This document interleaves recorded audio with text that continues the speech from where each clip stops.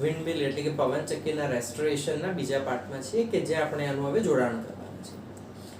રેસ્ટોરેશનની અંદર main problem આપણી સામે એ હતો કે એના જે ફિક્સ પાર્ટ છે, મતલબ કે જેને જસ્ટ ફરવાનું કામ છે, એ કમ્પ્લીટ રેડી હતા, ખાલી થોડા ગંદા હતા.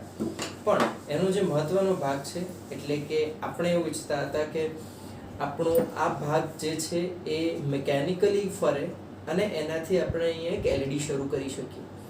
એટલે આપણો એમ એ હતો કે આપણે મિકેનિકલ એનર્જીને ઇલેક્ટ્રિકલ એનર્જીની અંદર કન્વર્ટ કરીએ.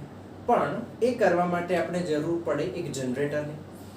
હવે આટલા નાના પ્રોજેક્ટની અંદર આપણે કોઈ જનરેટરનો એઝ એ યુઝ ન કરી શકીએ. એ માટે થઈ અને આની અંદર એક મોટરનો ઉપયોગ કરેલો હતો કે જે એક નોર્મલ ડીસી મોટર હતી. તમે જોઈ શકો છો કોઈ કારણસર એ પૂરી રીતે બળી ગઈ છે અને ડેમેજ થઈ ગઈ છે અંદરથી, પણ આ શરૂ નથી થતી હવે.